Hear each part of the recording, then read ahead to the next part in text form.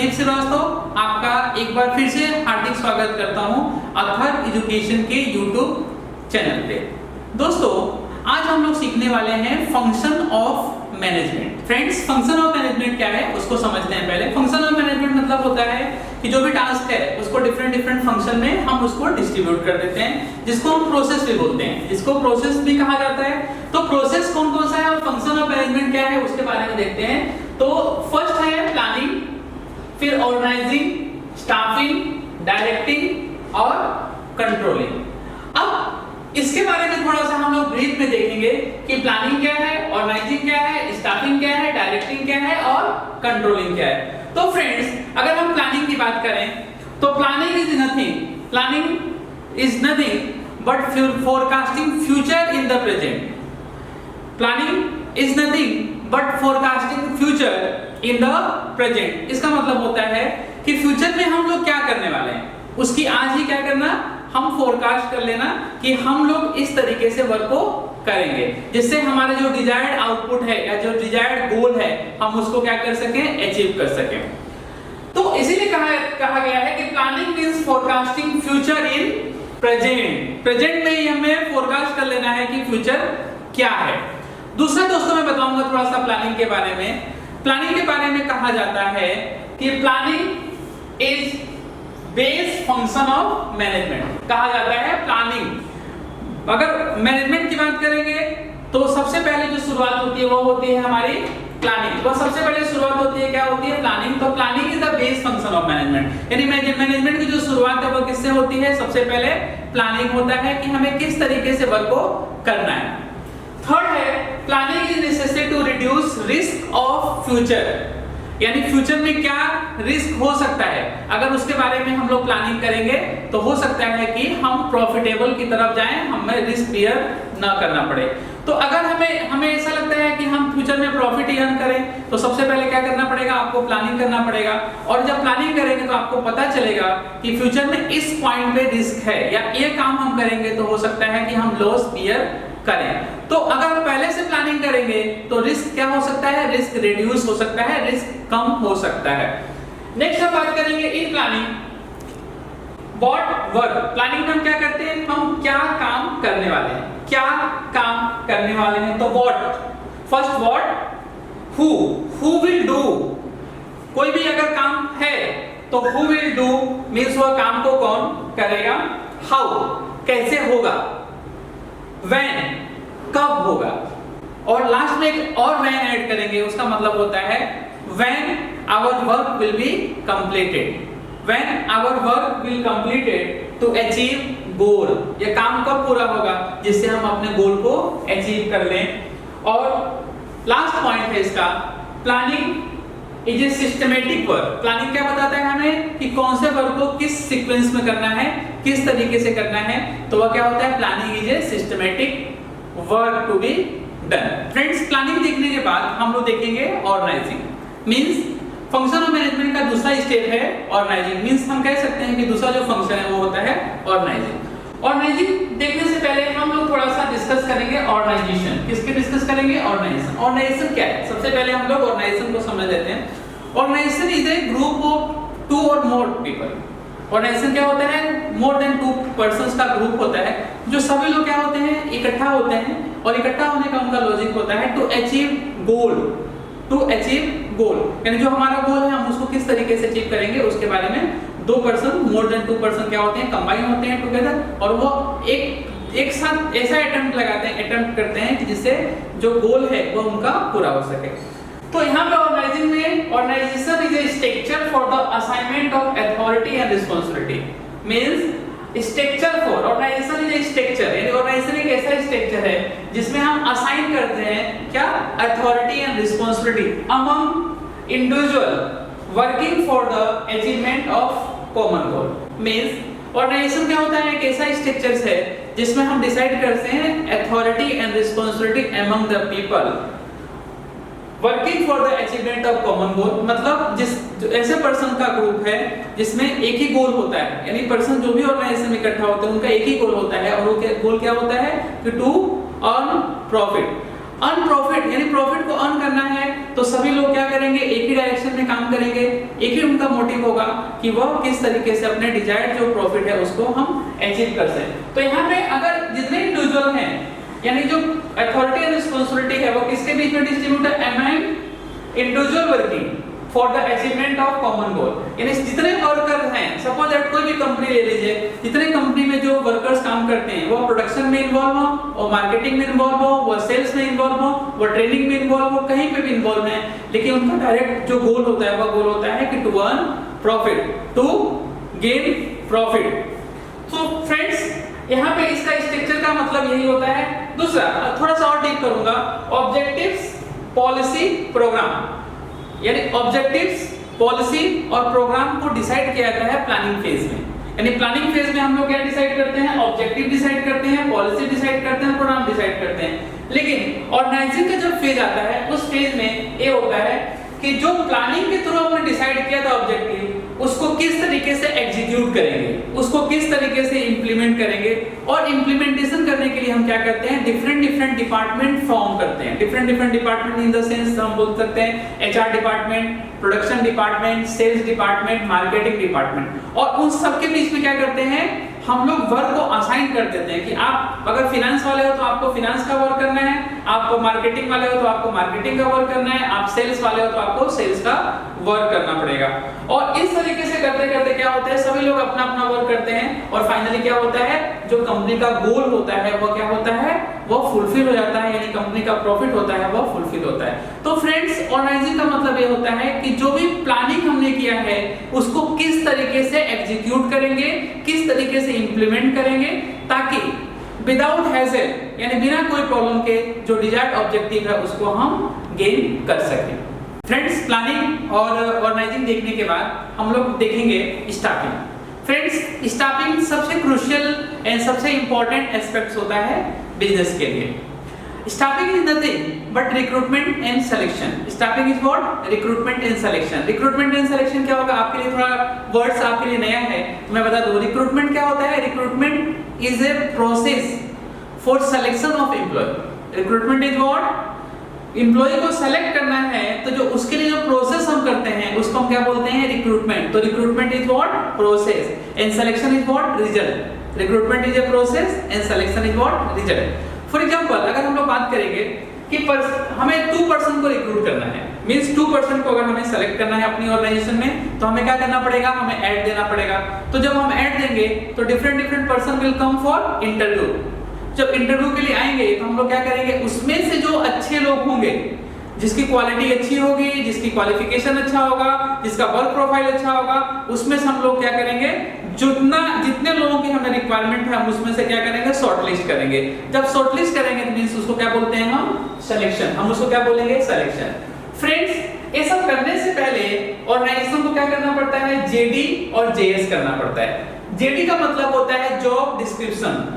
JD का मतलब होता है जॉब डिस्क्रिप्शन। जॉब डिस्क्रिप्शन का मतलब होता है कि अगर हम पर्सन को रिक्रूट करने वाले हैं तो पर्सन को रिक्रूट करेंगे तो वो पर्सन वर्क क्या करेगा, मींस पर्सन को हम क्या काम करने के लिए रिक्रूट करने वाले हैं उसको हम बोलते हैं जॉब डिस्क्रिप्शन। मींस फिर से मैं थोड़ा क्लियर करूं, अगर कोई पर्सन को हमें हायर करना है तो हायर करने से पहले हमारे पास ये होना चाहिए कि जो आदमी आएगा उससे हम काम कौन सा काम करवाएंगे, तो इसको बोलते हैं जेडी। उसको क्या बोलेंगे, जेडी, जॉब डिस्क्रिप्शन।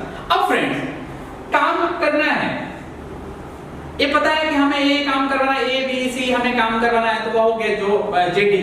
लेकिन उस काम को करवाने के लिए जो पर्सन को सेलेक्ट कर रहे हैं हम लोग, उसके पास कौन सी क्वालिटी होनी चाहिए, कौन सी एजुकेशन होनी चाहिए, ये सब चीजें क्या होगा, आपका आएगा जॉब स्पेसिफिकेशन में। फॉर एग्जांपल मैं बताऊं कि आपको एक सीए रखना है या अकाउंटेंट रखना है, तो अकाउंटेंट क्यों रखना है, क्योंकि हमें जो भी अकाउंटिंग है हमें क्या करना है, उसको मेंटेन करना है, तो उसको बोलेंगे जेडी। और अकाउंटेंट रखने के लिए उसके पास जो रखेंगे उसके पास कौन सी डिग्री होनी चाहिए। फॉर एग्जांपल अकाउंटेंट रखना है तो हमारे पास क्या होना चाहिए, उसके पास जो पर्सन हायर किया उसके पास बीकॉम की डिग्री होनी चाहिए, उसके पास एमकॉम की डिग्री होनी चाहिए, उसके पास सीए का डिग्री होना चाहिए, तो इसको क्या बोलेंगे, जेएस। फ्रेंड्स, मैं थोड़ा लास्ट से स्टार्ट कर दिया था, अब थोड़ा फर्स्ट में चलते हैं। इसका डेफिनेशन है स्टाफिंग का, employees are arms and legs. Employee are arms and legs for organisation. यानी एम्प्लॉय क्या होते हैं, ऑर्गेनाइजेशन के क्या होते हैं, हाथ और पैर होते हैं। एम्प्लॉय क्या होते हैं, हाथ और पैर। मतलब इफ वी फॉर्म कंपनी ए, हमने कंपनी ए बना दिया, तो कंपनी आप बना दिया तो क्या कंपनी खुद काम करेगी? नहीं, कंपनी को काम, कंपनी क्या होती है, लीगल आर्टिफिशियल पर्सन होती है। कंपनी क्या होती है, सिर्फ पेपर में होती है, लेकिन उसका काम कौन करेगा, एम्प्लॉय करेंगे। तो इसीलिए एम्प्लॉय क्या होते हैं, आर्म्स एंड लेग्स। तो फ्रेंड्स, अगर एम्प्लॉय अच्छा होगा तो वह क्या कर सकता है, कंपनी के प्रॉफिट में कंट्रीब्यूशन दे सकता है। लेकिन एम्प्लॉय अच्छा नहीं होगा तो क्या करेगा, वो कंट्रीब्यूशन तो छोड़िए, बस सैलरी अपने घर लेके जाएगा और फाइनली क्या होगा, ऑर्गेनाइजेशन का लॉस हो जाएगा। फ्रेंड्स, आपको पता है कि बहुत सारी कंपनियां इसलिए डूब गई या इसलिए लॉस में चली गई या इसलिए वाइंड अप उनका हो गया क्योंकि उनके पास जो मैन पावर थे वो मैन पावर सही तरीके से नहीं थे। मैन पावर का जो प्रॉपर तरीके से वर्क लेना चाहिए वो वर्क नहीं ले पाई कंपनी, और फाइनली क्या हो गया कि कंपनी लॉस में चली गई। तो हम लोग थोड़ा फिर से चलेंगे इसमें, employees are arms and legs. टेरी भाई साहब ने क्या कहा है उसके बारे में थोड़ा सा देखते हैं। टेरी भाई साहब ने कहा staffing means recruitment. Staffing is concern with availing. Staffing किससे कंसर्न करता है, availing and maintaining satisfactory man power. Availing मतलब होता है हायर करना और उनको क्या करना, मेंटेन करना। फ्रेंड्स, लास्ट वीडियो मैंने बहुत लंबा डिस्कशन किया था, टाटा ग्रुप का एग्जांपल मैंने आपको दिया था। मैं आपको बता दूं कि अवेल करना मतलब रिक्रूट करना is very easy process, but उनको रिटेन करना और एम्प्लॉय को मेंटेन करना is different task, difficult task है। आप एम्प्लॉय को हायर कर सकते हो लेकिन उसको लॉन्ग टाइम के लिए आप मेंटेन करना यह डिफिकल्ट टास्क होगा। फ्रेंड्स, मैं एक एग्जांपल देना चाहूंगा आपको। कुछ लोग ऐसे हैं या जो पुराने बिजनेसमैन हैं या पुराने जो जिसको बोल सकते हैं कि पीढ़ियों से एक ही बिजनेस में हैं, वहाँ के लोग जो है ना अपने एम्प्लॉय को बहुत अच्छी तरीके से मेंटेन करके रखते हैं। मेरे पास काफी एग्जांपल है कि एक एम्प्लॉय है, वो बोलता है कि मैं 20 साल से एक ही फर्म में काम कर रहा हूँ या 30 साल से एक ही फर्म में काम करता हूँ। मैंने उनसे पूछा कि आप 30 साल से काम कर रहे हो तो आप सेटिस्फाइड हो अपनी फर्म से? बोला हाँ 100% सेटिस्फाइड है। फिर मेरा क्वेश्चन होता है कि आपकी सैलरी कितनी है? किसी सैलरी वैसे नहीं पूछना चाहिए, लेकिन मैं पूछता हूँ कि आपकी सैलरी कितनी है, तो वो बोलता है कि 10,000 सैलरी है। तो मैं पूछता हूँ कि 10,000 में क्या आप सर्वाइव कर लेते हो? तो बोलता है कि सर्वाइव करना थोड़ा मुश्किल तो है, लेकिन जो हमारे सेठ हैं वो हर रिक्वायरमेंट को फुलफिल करते हैं। जैसे सपोज एक घर लेना था तो घर लेने में उन्होंने क्या किया, मुझे कंट्रीब्यूट किया। मेरे स्कूल बच्चों की जो स्कूल की फीस होती है वो खुद भरते हैं। तो कोई एक्स्ट्रा जो एक्सपेंस होते हैं वो हमें हमारे सेठ के थ्रू ही मिल जाता है, तो हमें कोई टेंशन लेने की जरूरत नहीं होती है। और इस अमाउंट में क्या होता है कि हमारा जो लाइफ है वो क्या होता है, स्मूथली रन करता है। तो फ्रेंड्स, मैं फिर से आपको बोलूं कि उनको जो उनके सेठ हैं उनको बहुत सारे स्टाफ मिलते होंगे, लेकिन उन्होंने 20 साल या 30 साल इनको हायर किया। इसका मतलब है कि एक अच्छा रिलेशन मेंटेन किया और उन्होंने ये सोचा कि मैं अगर 30 साल नौकरी करने के बाद इस स्टाफ को निकाल देता हूं तो उसका क्या होगा, उसको कौन नौकरी पे रखेगा। इसीलिए कहा जाता है कि मेंटेनेंस यानी एम्प्लॉय का मेंटेनेंस करना क्या होता है, बहुत इंपॉर्टेंट होता है। आप हमेशा इस बात पे ध्यान रखिए कि एम्प्लॉय आपका लॉयल बने। आपको हमेशा इस बात पे ध्यान रखना है कि एम्प्लॉय लॉयल बनेगा। एक बार एम्प्लॉय लॉयल हो जाएगा तो आपको प्रॉफिट होने से कोई रोक नहीं सकता। वो हमेशा रात को भी क्या करेगा, आपसे ईमानदारी की बात करेगा और वो सोचेगा कि कितना मैं इस कंपनी के लिए कुछ करूं। तो friends, recruitment is easy process, but उसको मेंटेन करना इज बहुत टफ होता है। वो हमें क्या करना है, हमें मैनेज करना है। और एक बार मेंटेन होगा एम्प्लॉय तो डेफिनेटली क्या होगा, प्रॉफिट जनरेट हो सकता है। फिर से एक बार मैं बताऊं कि staffing is required in business, but staffing होने से पहले आपको ये ध्यान रखना पड़ेगा कि जो हम रिक्रूटमेंट कर रहे हैं, रिक्रूटमेंट क्या होना चाहिए, राइट टाइम पे राइट प्लेस पे होना चाहिए। Recruitment is right time on right place. अगर रिक्रूटमेंट राइट टाइम पे नहीं होगा तो भी लॉस है, और अगर रिक्रूटमेंट कर दिया आपने राइट प्लेस पे नहीं किया तो भी क्या होगा, one type of loss. Friends, planning, organising और स्टाफिंग देखने के बाद हम देखेंगे डायरेक्टिंग। डायरेक्टिंग क्या होता है, डायरेक्टिंग वर्ड जो है वो कहां से है, डायरेक्शन से है। कहां से है? डायरेक्शन से। डायरेक्शन का मतलब होता है किसी पर्सन को डायरेक्ट करना, किसी पर्सन को क्या करना, बोलना कि आपको ये काम करना है, या किसी पर्सन को ये बोलना कि आपको ये वर्क इस तरीके से करना है। मींस शॉर्ट कह सकते हैं हम लोग, कोई गाइड करना। डायरेक्टिंग मतलब होता है गाइड करना। अब ऑफिशियल डेफिनेशन क्या है उसके बारे में हम लोग बात करें। Direction means to guide and to supervise. Guide and supervise. Direction means होता है गाइड एंड सुपरवाइज। गाइड करना, कोई एम्प्लॉय अगर सही से काम नहीं कर रहा है तो उसको क्या करना, गाइड करना, उसको बताना कि आप इस तरीके से करो तो आपका रिजल्ट अच्छा आएगा, तो उसको हम बोलते हैं गाइड करना। सुपरवाइज का मतलब होता है चेक करना कि एम्प्लॉय को जो बोला गया है उसके अकॉर्डिंग वो काम कर रहा है कि नहीं कर पा रहा है, उसको हम बोलेंगे सुपरविजन, उसको हम बोलेंगे supervise. Guide and supervise the employee, employee को गाइड करना, सुपरवाइज करना for the accomplishment of objective, यानी एम्प्लॉय को गाइड करना और सुपरवाइज करना जिससे जो ऑब्जेक्टिव है वो ऑब्जेक्टिव क्या हो सके, अकॉम्प्लायंस हो जाए। जो ऑब्जेक्टिव है, जो गोल है, वो गोल क्या हो जाए, पूरा हो जाए। जो गोल है हमारा वो आसानी से पूरा हो सकता है। अब friends, direction is a continuous friend. Guide करना और सुपरवाइज करना एम्प्लॉय के बाद आता है डायरेक्शन, जो होता है वो कंटीन्यूअस प्रोसेस होता है, यानी कंस्टेंटली क्या करना पड़ता है, एम्प्लॉय को गाइड करना होता है और एम्प्लॉय के वर्क को चेक करना होता है। अगर हम गाइड और सुपरवाइज करना बंद कर देंगे तो हो सकता है कि एम्प्लॉय सही तरीके से वर्क ना करे, और जब सही से वर्क नहीं करेगा तो क्या हो सकता है कि प्रॉफिट की जगह पे लॉस होने के चांसेस बढ़ेंगे। दूसरा यहाँ पे है it required to every level of management. Means direction का जो मतलब होता है वो हर लेवल ऑफ मैनेजमेंट में जरूरी होता है। फ्रेंड्स, मैंने लेवल की बात लास्ट वीडियो में मैंने किया है कि लेवल क्या होते हैं। लेवल में क्या था यहाँ पे टॉप मैनेजमेंट, यहाँ पे मिडिल मैनेजमेंट और यहाँ पे क्या था, बॉटम लेवल मैनेजमेंट। तो जितने लेवल ऑफ मैनेजमेंट है इन सब पे किसकी जरूरत होगी, इन सब पे किसकी जरूरत होगी, डायरेक्शन की जरूरत होगी। मींस मैं आपको एग्जांपल दूं कि बोर्ड ऑफ डायरेक्टर्स वो किसको डायरेक्ट करता है, एमडी को डायरेक्ट करता है। एमडी किसको डायरेक्ट करेगा, सीएफओ को डायरेक्ट करेगा, सीईओ को डायरेक्ट करेगा। अब सीईओ है, सीएफओ है, वो क्या करेगा, यहाँ पे जो बैठे हुए लोग हैं वो कौन बैठा होता है, आपको पता है डिपार्टमेंटल हेड होते हैं, कि डिपार्टमेंटल हेड को डायरेक्ट करेगा कि आपको वर्क इस तरीके से करना है। डिपार्टमेंटल हेड जो क्या करेगा, बॉटम लेवल पे जो बैठा हुआ एम्प्लॉय है उसको डायरेक्ट करेगा कि आपको इस तरीके से वर्क को इंप्लीमेंट करना है। तो डायरेक्शन की रिक्वायरमेंट क्या होती है, जितने लेवल ऑफ मैनेजमेंट है, whether it's a top, whether it's a middle and whether it's a bottom level, वो हर लेवल पे उसकी रिक्वायरमेंट होती है। फ्रेंड्स, प्लानिंग, ऑर्गेनाइजिंग, स्टाफिंग और डायरेक्टिंग देखने के बाद सबसे लास्ट में हमें हमारे जो फंक्शन है वो सबसे लास्ट में आ रहा है कंट्रोलिंग। अब कंट्रोलिंग मतलब क्या, यहाँ पे कंट्रोलिंग का मतलब क्या होता है, कंट्रोलिंग का आपके मैनेजमेंट से क्या मतलब है उसके बारे में थोड़ा सा हम लोग देखते हैं। तो कंट्रोलिंग का मतलब होता है control is the function of maintaining, control is the function of maintaining balance between standard versus actual. आपको ये देखना पड़ेगा स्टैंडर्ड वर्सेस एक्चुअल। फिर से रिपीट करूंगा, control is the function of maintaining balance between standard versus actual. मैं फिर से एक बार रिपीट करूं, लास्ट वीडियो में इसको डीप में एक्सप्लेन किया है, लेकिन फिर से मैं आपको डिस्कस करूं। स्टैंडर्ड मतलब होता है कि कंपनी की प्लानिंग क्या थी, कंपनी का डिजायर्ड गोल क्या था और उसके सामने आपने क्या अचीव किया।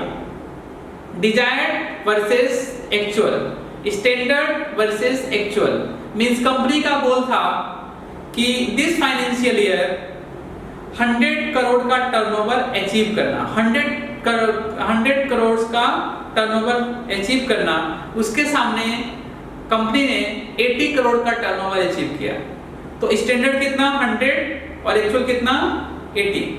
तो कंट्रोल क्या करता है, कंट्रोल जो मेजर है वो करता है कि स्टैंडर्ड जो डिसाइडेड था उसके सामने एक्चुअल हमें कितना हम अचीव कर पाए, उसके बीच में क्या करता है मेंटेन करता है रिलेशनशिप को मेंटेन करने का काम करता है। दूसरा जो कंट्रोल है वो लास्ट फंक्शन ऑफ मैनेजमेंट है। आपने देखा होगा यहाँ पे कि प्लानिंग, ऑर्गेनाइजिंग, स्टाफिंग, डायरेक्टिंग और कंट्रोलिंग। तो कंट्रोलिंग क्या है, last function of management, management का सबसे लास्ट फंक्शन होता है। जिसमें क्या किया जाता है, चेक किया जाता है whether activities are going as per planning or not. इसमें चेक किया जाता है कि जो हमने प्लानिंग किया है उस प्लानिंग के अकॉर्डिंग ऑब्जेक्टिव रन कर रही है कि नहीं कर रही है, उस प्लानिंग के अकॉर्डिंग ऑब्जेक्टिव जा रही है कि नहीं जा रही है, उसको चेक करना। और अगर ये लगता है कि कोई मिस्टेक्स है, कोई लगता है कि जो हमने प्लानिंग किया है उस प्लानिंग के अकॉर्डिंग वर्क नहीं हो रहा है, तो उस केस में क्या करना होता है, करेक्टिव एक्शन लेना होता है। उस केस में हम क्या करते हैं, करेक्टिव एक्शन लेते हैं। करेक्टिव एक्शन का मतलब क्या होगा कि फ्रेंड्स मैंने थोड़ा टाइम पहले आपको एग्जांपल दिया था 100 करोड़ का। 100 करोड़ क्या था, यह था स्टैंडर्ड, ये क्या था एक्चुअल। 100 के सामने कितना मिला 80, कितना अचीव किया 80, तो वेरिएशन कितने का आया फ्रेंड्स, 20 का वेरिएशन है। तो 20 का वेरिएशन, प्लानिंग था 100, एक्चुअल मतलब हमें मिला कितना 80, तो हम वेरिएशन कितने आया, वेरिएशन आया 20 का। जब 20 का वेरिएशन आया, क्यों आया 20 का वेरिएशन क्यों आया, उसके लिए क्या करना पड़ेगा, मैनेजमेंट को करेक्टिव एक्शंस लेना पड़ेगा कि कौन सी गलती थी, कौन सी ऑब्जेक्टिव्स थी, कौन से स्टाफिंग की वजह से, किस डायरेक्शन की वजह से, किस ऑर्गेनाइजिंग के मिस्टेक्स की वजह से यह प्रॉब्लम क्रिएट हुआ है। तो उस प्रॉब्लम को सॉल्व करने के लिए हमें क्या करना होता है, हमें करेक्टिव एक्शंस लेना होता है ताकि फ्यूचर में यह मिस्टेक रिपीट न होने पाए।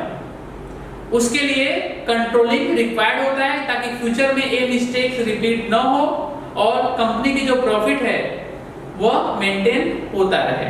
फ्रेंड्स, आपको हमारा अगर ये वीडियो पसंद आया हो तो इस वीडियो को लाइक कीजिए, अपने दोस्तों के साथ शेयर कीजिए और हमारे YouTube चैनल अथर्व एजुकेशन को सब्सक्राइब कीजिए। और फ्रेंड्स, अगर कोई डाउट हो या कोई क्वेरी है तो आप हमें कमेंट बॉक्स के थ्रू जरूर इन्फॉर्म करें।